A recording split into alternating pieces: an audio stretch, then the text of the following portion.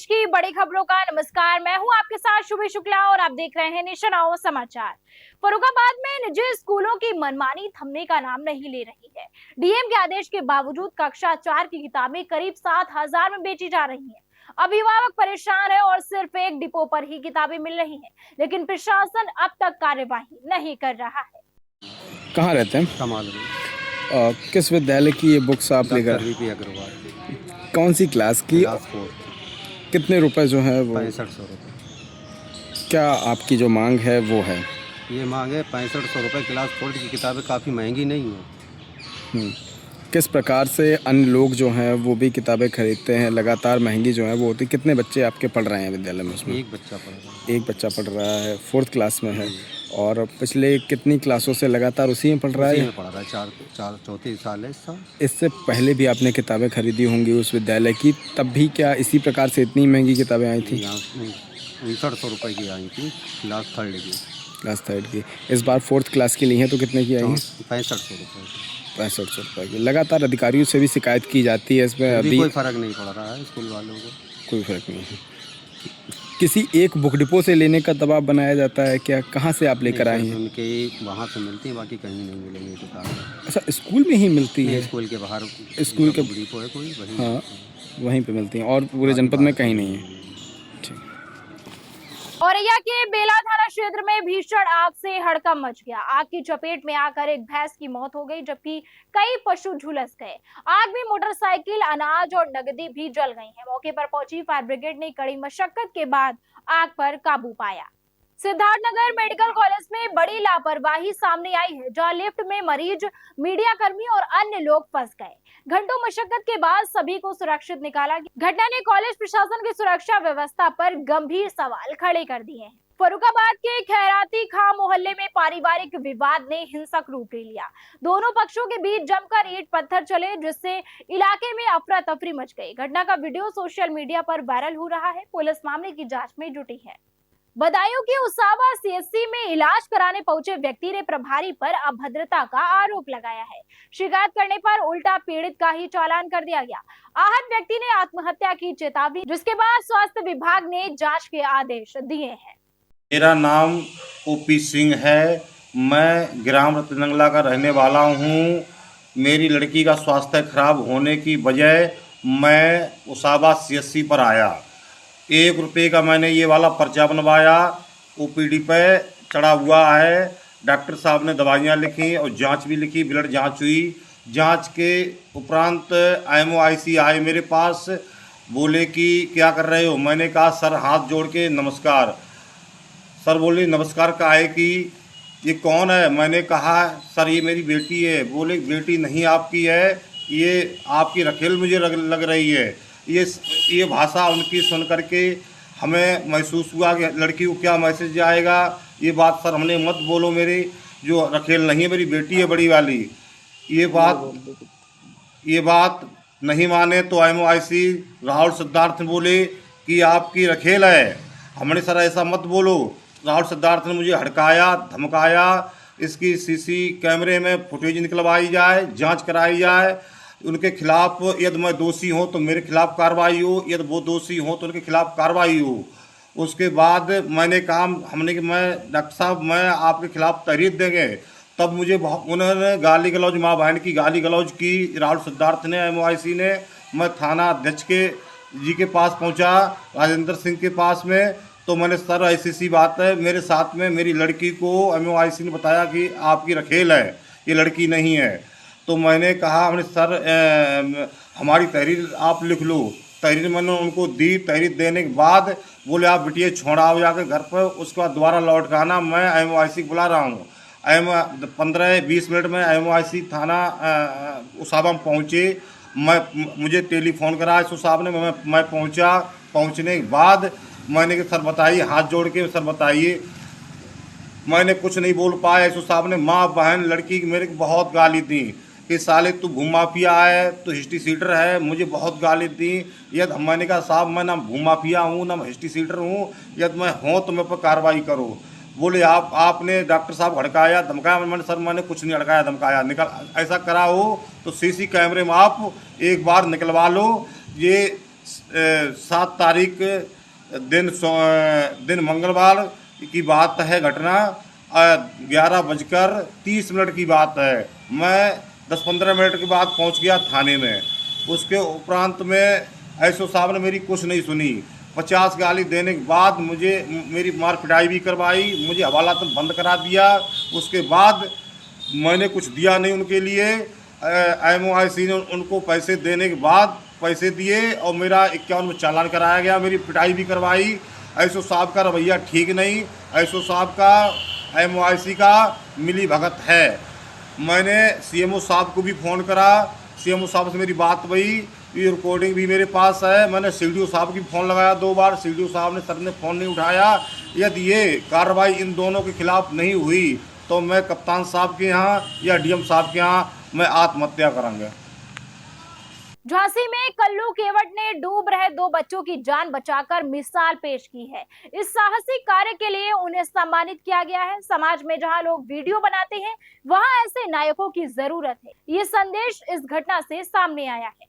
फर्रुखाबाद के DM ने दिव्यांग युवाओं को रोजगार दिलाने में प्रदेश में पहला स्थान हासिल किया है। लक्ष्य से कई गुना अधिक लोगों को रोजगार देकर जिले का नाम रोशन किया। कौशल विकास मिशन के तहत हजारों युवाओं को भी रोजगार मिला है। ITI से रिलेटेड लोगों को, दिव्यांग लोगों को रोजगार देने के लिए 14 का टारगेट था।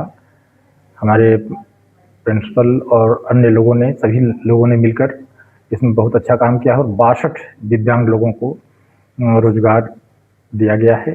कुल मिलाकर 2000 से ज़्यादा लोगों को रोजगार सृजित हुआ है। लोग विभिन्न कंपनियों में इनरोल होकर काम कर रहे हैं।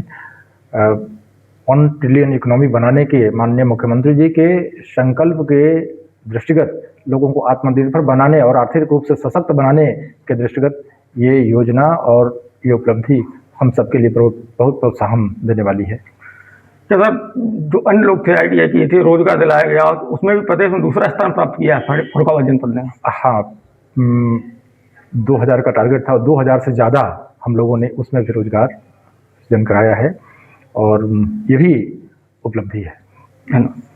अमेठी में खेत में जबरन भूसा बनाने को लेकर विवाद खूनी संघर्ष में बदल गया। दबंगों ने खेत मालिक की जमकर पिटाई कर दी, जिससे वो गंभीर रूप से घायल हो गया। पुलिस ने मामला दर्ज कर जांच शुरू कर दी है। ये मामला कैसे हुआ आपके साथ? मामला सर जी ये हुआ कि हमारे खेत में चोरी से भूसा बनाने आए। हमने मना किया तो उस पर कहा सुनी पे 2-4 बातें हुई। उसके बाद चले गए। स्कॉर्पियो में 12-15 लोग आए और हाथी डंडे से हमको इतना ज़्यादा मार दी कि हमको पता ही नहीं चला। सर पे मारे, हम बेहोश हो गए थे, गिर गए थे। फिर मौके पर लोगों ने आके बचाया, फिर अस्पताल लेके आए उन लोग। अस्पताल में हमें, अब जो भी हुआ अस्पताल में हमें होश आई। कितने लोग थे ये लोग? उन लोग लगभग स्कॉर्पियो में 8-10 लोग थे। हाँ, किसी को आप पहचानते हैं? उसमें सतीश नाम पहचानते हम किसी को नहीं है। नाम पता चला है कि जहांगीर और जहांगीर का लड़का और सतीश नाम का एक व्यक्ति था। जो वहाँ पे खेत में आपके साथ हो रहा था, वहाँ पे ट्रैक्टर से ये लोग काट रहे थे? काहे से काट रहे थे? ट्रैक्टर वाली मशीन से जो भूसा बनाते हैं ना वो। अच्छा, ट्रैक्टर भी था उसमें? ट्रैक्टर भी था, एक ट्रैक्टर था, एक मशीन बनाने वाली भूसा। और उनके साथ कितने लोग थे? उनके साथ में 4 लोग थे उस समय। उस समय कुछ नहीं, सिर्फ बातचीत हुई। हमने कहा कैसे बना रहे हो? कह रहे बातचीत हुई, तुम्हारा यही सब बातें हुई बस। क्या आपसे बात हुई थी कि नहीं हुई? नहीं, हमारे से कुछ बात नहीं हुई। चोरी से काट रहे? चोरी से काट रहे। चोरी से काट रहे थे। कहाँ चोटें आई आपको कुछ पता है अभी? हमारा हाथ टूटा है सर पे चोटें आई हैं, सर पे और आँख पे चोट लगी है। और तो अभी बहरहाल गर्दन पे दिक्कत दे रही है। आँख पे और सर पे हाथ टूटा है, ठीक, ज़्यादा दिक्कत दे रही है। बाकी जांच कराने के बाद ही मालूम पड़ेगा। ठीक। फर्रुखाबाद में RTO ने स्कूली वाहनों पर जांच अभियान चलाया। 198 वाहनों का निरीक्षण किया गया, जिसमें कई अनियमितताएं मिली हैं। सरकार के आदेश पर यह अभियान बच्चों की सुरक्षा को ध्यान में रखते हुए चलाया जा रहा है। एटा में SSP ने अलीगंज कोतवाली का औचक निरीक्षण किया और पैदल गश्त कर सुरक्षा का एहसास दिलाया। उन्होंने अपराधियों पर सख्ती के निर्देश दिए और नई पुलिस चौकी निर्माण के आदेश भी जारी किए हैं। संत कबीरनगर पुलिस ने नेपाल बॉर्डर से हथियारों की तस्करी का भंडाफोड़ किया है। एक शातिर अपराधी को गिरफ्तार कर उसके पास से पिस्टल और कारतूस बरामद किए गए हैं। आरोपी के खिलाफ कई गंभीर मुकदमे पहले से ही दर्ज हैं। हमारी एसओजी टीम ने रात्रि में चेकिंग के दौरान और मुखबिर की सूचना के आधार पर एक व्यक्ति को गिरफ्तार किया है, जिसका नाम कमलेश यादव पुत्र राम संवद है और ये आजमगढ़ का रहने वाला है। इसके कब्जे से एक अदद पिस्टल 32 बोर, एक अदद पिस्टल 9mm, 2 देसी तमंचा और कारतूस पकड़े गए हैं और एक स्प्लेंडर मोटरसाइकिल भी पकड़ के सीज की गई है। इनको आज माननीय न्यायालय भेजा जा रहा है। पूछताछ में इन्होंने बताया कि हमारी दुश्मनी है, इसीलिए मैं नेपाल के बॉर्डर से इस तरह की हथियार खरीद के और ले जा रहा था, अपने घर जा रहा था। और किससे ख़रीदा इस बारे में अभी इन्होंने नहीं बताया है। फिर आगे रिमांड लेके फिर इनसे गहन पूछताछ की जाएगी। और हमारी एसओजी टीम ने और थाना दुधारक टीम ने ये अच्छा वर्कआउट किया है और इनका आपराधिक इतिहास भी है। इनके विरुद्ध 6 मुकदमे पूर्व से पंजीकृत हैं। इनको आज माननीय न्यायालय भेजा जा रहा है। सुल्तानपुर में किराना दुकानदार से पिस्टल के बल पर लूट की वारदात सामने आई है।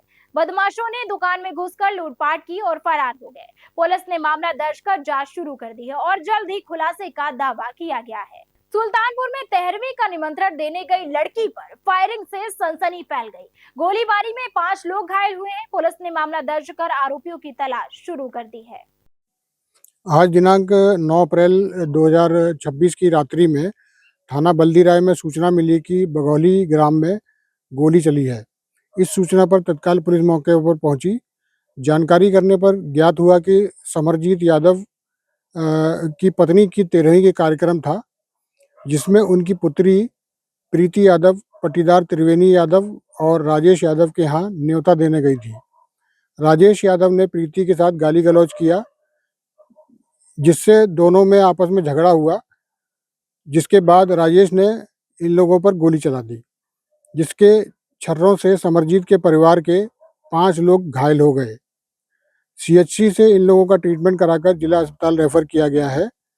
इन 5 घायलों में से दिलीप यादव नाम के व्यक्ति को ज़्यादा छर्रे लगे हैं, जिनको लखनऊ ट्रॉमा सेंटर रेफर किया गया है। अरेस्टिंग हेतु टीम्स बनाई गई हैं।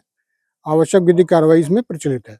औरैया के दिबियापुर में सिंचाई विभाग की जमीन पर बने अवैध मकानों और दुकानों पर बुलडोजर चलेगा। प्रशासन ने 15 अप्रैल तक कब्जा हटाने का अल्टीमेटम दिया है। कार्यवाही हाईकोर्ट के आदेश पर की जा रही है। की कार्रवाई की जाएगी तथा संबंधित के विरुद्ध माननीय न्यायालय के आदेश और मानना संबंधी कार्रवाई भी की जाएगी। आवश्यक सूचना आप सभी को सूचित किया जाता है कि माननीय उच्च न्यायालय में योजित जनहित याचिका संख्या 350/2023 मानसिंह बनाम उत्तर प्रदेश राज्य व अन्य में माननीय न्यायालय द्वारा दिए गए निर्देशों के अनुपालन में जिलाधिकारी और महोदय औरैया द्वारा संबंधित अतिक्रमण हटाए जाने हेतु दिनांक 16 महोबा में मेडिकल स्टोर से 27,000 रुपए चोरी हो गए। पूरी घटना सीसीटीवी में कैद हुई है। पीड़ित ने पुलिस से कार्यवाही की मांग की है और पुलिस मामले की जांच में जुट गई है। फर्रुखाबाद में दबंगों ने सरकारी चक मार्ग पर कब्जा कर लिया। किसान पिछले 4 साल से शिकायत कर रहे हैं, लेकिन कोई भी कार्यवाही नहीं हुई। खेत तक पहुंचना मुश्किल हो गया है, जिससे किसानों को भारी नुकसान हो रहा है। श्याम सुंदर चतुर्वेदी। क्या समस्या है आपकी जो खेत को लेके? समस्या यह एक चकमार्ग हमारे गांव में है। खेत पे चकमार्ग गाटा संख्या 144/125। ये इसको जो हमारे खेत तक जाता है, मेरा खेत की गाटा संख्या 129 है, जो सरकारी अभिलेखों में दर्ज है। चकमार्ग सरकारी अभिलेखों में दर्ज है। ये दोनों तरफ के काश्तकारों द्वारा जोत के चकमार्ग को रास्ता बंद कर दिया। केवल उसमें पानी की नाली बना रखी है पानी भरने के लिए। इस चकमार्ग को खुलवाने के लिए 2022 से लगातार प्रार्थना पत्र दे रहा हूँ। 1076 पर तहसील दिवस में डीएम साहब के यहाँ, मुख्यमंत्री साहब के यहाँ से सब प्रार्थना पत्र दिए। अधिकारियों के आदेश हो जाते हैं एसडीएम साहब का आदेश, डीएम साहब का आदेश, खंड विकास अधिकारी साहब आदेश, सबके आदेश होते हैं कि इसको तत्काल खुलवाया जाए। और मिट्टी डलवाने के लिए आग्रह किया गया तो फिर बार बार ये लिख दिया जाए खेत खाली होने पर मिट्टी का कार्य करा दिया जाएगा। ग्राम प्रधान द्वारा कई बार लिख के भी दिया गया है, खंड विकास अधिकारी के द्वारा लिख के दिया गया है कि खेत खाली होने पर मिट्टी का कार्य करा दिया जाएगा। उसके उपरांत भी आज 4 साल हो गए, कोई कार्य नहीं हो रहा है। गांव में ऐसी स्थिति बनी हुई है कि अगर निकलने में भी दिक्कत होती है। किसी कार के खेत जोतने के लिए, अगर फसल लाने ले जाने के लिए ट्रैक्टर निकालने में, अगर किसी का खेत फसल खड़ी हुई है तो निकालने में लड़ाई झगड़ा हो सकता है। ऐसे बड़ी समस्याएं हैं, बहुत परेशान हैं।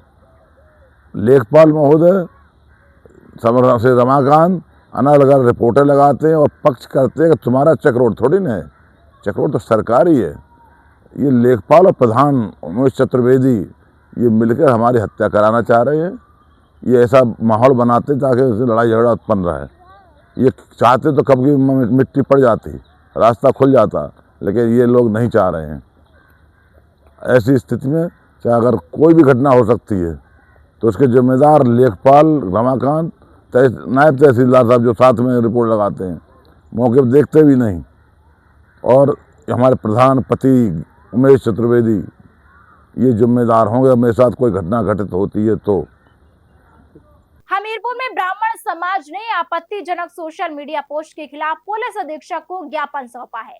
समाज ने धार्मिक भावनाएं आहत होने का आरोप लगाते हुए आरोपी पर सख्त कार्यवाही की मांग की है। मैनपुरी में पुलिस ने बड़ी कार्यवाही करते हुए सट्टा माफिया को गिरफ्तार किया है।